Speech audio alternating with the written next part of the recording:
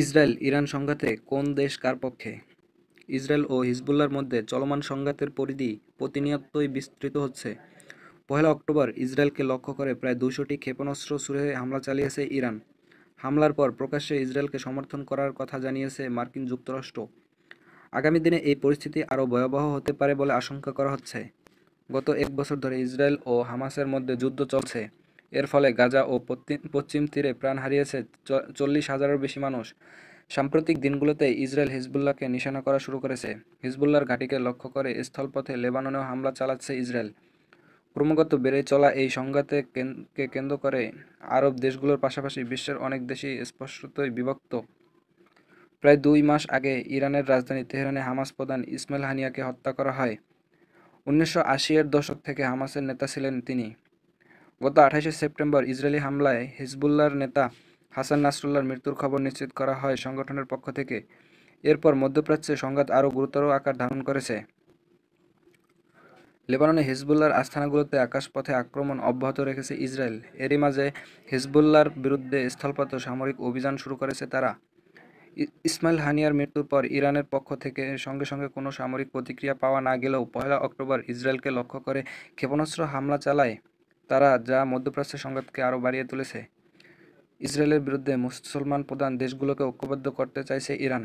দেশটির সঙ্গে বাণিজ্যিক সম্পর্ক বন্ধ করার জন্য আগেই মুসলমান প্রধান দেশগুলোকে আহ্বান জানিয়েছে ইরান। অন্যদিকে মার্কিন যুক্তরাষ্ট্র, ব্রিটেন ও জার্মানির মতো দেশগুলো ইসরায়েলের পাশে দাঁড়িয়েছে। শুধু তাই নয়, এই যুদ্ধে তাদের সাহায্যও করছে। ইসরায়েল সাম্প্রতিক হামলার পর ইরানের সর্বোচ্চ ধর্মীয় নেতা আয়াতুল্লাহ আলী খামেনির বিরুদ্ধে সামাজিক যোগাযোগ মাধ্যম এক্স হ্যান্ডেলে সাবেক টুইটার সোচ্চার হতে দেখা গিয়েছে নেদারল্যান্ডের রাজনীতিবিদ ও সংসদ সদস্যদের। কার পক্ষে আরব দেশগুলো? আরব বিশ্বের সুন্নি মুসলিম সংখ্যাগরিষ্ঠ দেশগুলো ইসরায়েলি হামলায় হিজবুল্লাহ নেতা হাসান নাসরুল্লাহর হত্যার প্রকাশ্য নিন্দা না করলেও তারা লেবাননের সার্বভৌমত্ব নিয়ে কথা বলেছে। এই এই সংঘর্ষের বিষয়ে কোনো কোনো আরব দেশ যেমন নীরব থেকেছে, কেউ কেউ আবার লেবানন ইসরায়েল সীমান্তে অবিলম্বে যুদ্ধবিরতির আহ্বান জানিয়েছে। কোন দেশ কী বলেছে দেখে নেওয়া যাক। সৌদি আরব প্রায় ৪ মাস আগে রাফায় শরণার্থী শিবিরে ইসরায়েলের ভয়াবহ হামলার পর সৌদি আরব বলেছিল ফিলিস্তিনিদের অস্তিত্ব মেনে নিতে হবে ইসরায়েলকে। সেই সময় সৌদি আরবের এই বিবৃতিকে অত্যন্ত গুরুত্বপূর্ণ বলে বিবেচনা করা হয়েছিল।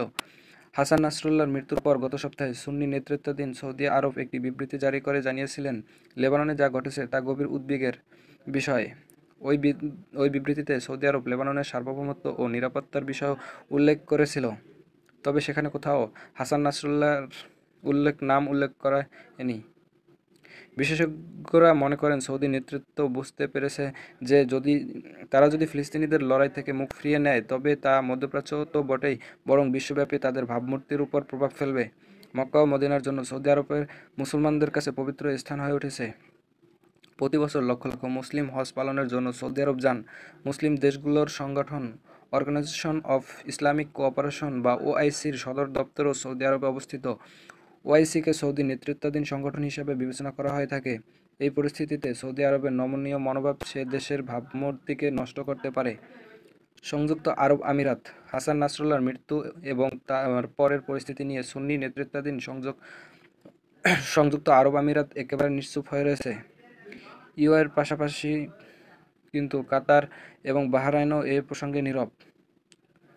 তবে বাহরাইন, ওমান, কাতার, সৌদি আরব, সংযুক্ত আরব আমিরাত ও কুয়েত এই ৬টি উপসাগরীয় রাষ্ট্রের সমন্বয়ে তৈরি গলফ কোঅপারেশন কাউন্সিল বা জিসিসির কিন্তু লেবাননের সার্বভৌমত্ব, নিরাপত্তা ও স্থিতিশীলতার প্রতি সমর্থন জানিয়ে একটি বিবৃতি জারি করেছে। লেবানন ইসরায়েল সীমান্তে অবিলম্বে যুদ্ধবিরতির আহ্বান জানিয়েছে জিসিসি। লেবানন সরকারের অনুমতি ছাড়া কোনো অস্ত্র না রাখার কথা বলা হয়েছে বিবৃতিতে। একই সঙ্গে উল্লেখ করা হয়েছে যে লেবানন যেন অন্য কোনো দেশের প্রশাসন না থাকে। ইসরায়েল ফিলিস্তিনি ইস্যুতে কে কার পক্ষে? কাতার মধ্যপ্রাচ্যে সংঘাতের বিষয়ে সব পক্ষের সঙ্গে আলোচনা করে কাতার এই সংঘর্ষ বন্ধের পক্ষে, তবে ইসরায়েলের সঙ্গে সে দেশের কোনো রকম আনুষ্ঠানিক সম্পর্ক নেই। মিশর হিজবুল্লাহ নেতা হাসান নাসরুল্লাহর মৃত্যুর পর মিশরের প্রেসিডেন্ট আবদেল ফাত্তাহ আল-সিসি লেবাননের প্রধানমন্ত্রী নাজিব মিসকাতির সঙ্গে টেলিফোনে কথা বলেছেন। সেই আলোচনার সময় হাসান নাসরুল্লাহর নাম উল্লেখ না করে প্রেসিডেন্ট আবদেল ফাত্তাহ আল-সিসি বলেছিলেন, লেবাননের সার্বভৌমত্ব লঙ্ঘন করার বিরুদ্ধে মিশর ইরানের প্রক্সি ও নীতিকে কেন্দ্র করে তাদের বিরুদ্ধে অবস্থান মিশরের, তবে ইরানের সঙ্গে অনানুষ্ঠানিক আলাপ চলতে দেখা যায় তাদের। হাসান নাসরুল্লাহর মৃত্যুর পর president Abdel Fattah al CC জানিয়েছে, সংঘর্ষের কারণে ওই অঞ্চলের পরিস্থিতি খুবই গুরুতর। মিশরের প্রেসিডেন্ট বলেছিল, মিশর যে কোনো মূল্যে ওই অঞ্চলের স্থিতিশীলতা ও নিরাপত্তা নিশ্চিত করতে চায়। জর্ডানের সঙ্গে আরবের সীমান্ত রয়েছে পশ্চিম তীরে, এবং সেখানে বিপুল সংখ্যক ফিলিস্তিনি শরণার্থী রয়েছে। যখন ইসরায়েল গঠন হয়েছিল সেই সময় জনসংখ্যার একটি বিশাল অংশ জর্ডানে পালিয়ে আসে। জর্ডান এই ফিলিস্তিনিদের পাশে দাঁড়িয়ে দ্বিরাষ্ট্র নীতির পক্ষে কথা বলেছিল। 1994 সালে জর্ডান ও ইসরায়েলের মধ্যে একটি শান্তি চুক্তি হয়, যার মধ্যে জর্ডান ইসরায়েলকে স্বীকৃতি দেয়। গত এপ্রিলে ইরানের ড্রোন ও মিসাইল থেকে ইসরায়েলকে রক্ষা করার জন্য আমেরিকা ও ব্রিটেনের পাশাপাশি কার্যকরী ভূমিকা রাখতে দেখা যায় জর্ডানকে। যদিও এই বিবৃতিতে জর্ডানের বাদশাহ দ্বিতীয় আবদুল্লাহ জানিয়েছে, তার নিজের দেশ রক্ষা করার অংশ হিসেবে ইরানের ড্রোন ভূপাতিত করেছে, ইসরায়েলকে সাহায্য করার জন্য নয়। তুরস্ক তুরস্ক ও ইসরায়েলের মধ্যে কূটনৈতিক সম্পর্ক রয়েছে 1949 সাল থেকে। তুরস্কই প্রথম মুসলিম সংখ্যাগরিষ্ঠ দেশ যারা ইসরায়েলকে স্বীকৃতি দেয়। তবে 2002 সাল থেকে তুরস্ক ও ইসরায়েলের মধ্যে সম্পর্ক উত্থান-পতন দেখা গিয়েছে। ফিলিস্তিনি ইস্যুতে তুরস্ক, বাহরাইন ইসরায়েলের বিরোধিতা করে তাদের প্রতি আক্রমণাত্মক মনোভাব দেখিয়ে এসেছে। ভারত কার পক্ষে? ইসরায়েল-ইরান সংঘাতের মধ্যে ভারত এ দুই দেশের মধ্যে বসবাসরত তাদের নাগরিকদের জন্য পরামর্শমূলক বিবৃতি জারি করেছেন।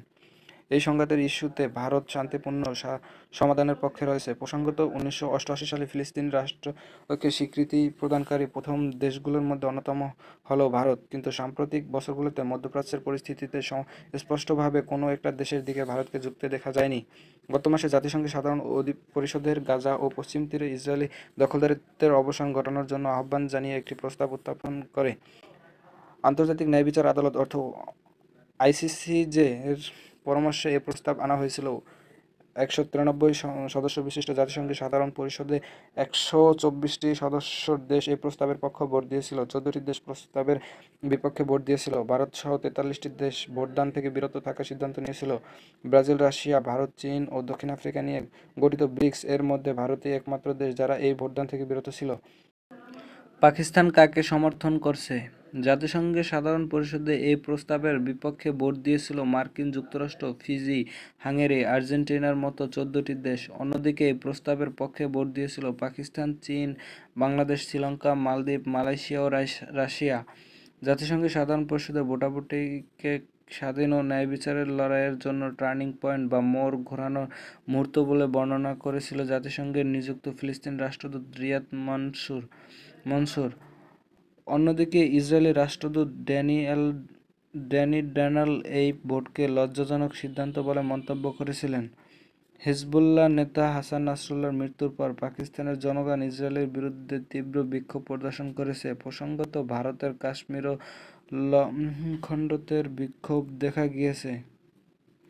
2023 সালের 7 অক্টোবর হামাস ইসরায়েলে বড় আকারে পরিকল্পিত হামলা চালায়। ওই হামলায় প্রায় 1200 ইসরায়েলি নিহত হয়। এরপরই গাজায় সামরিক অভিযান শুরু করে ইসরায়েল।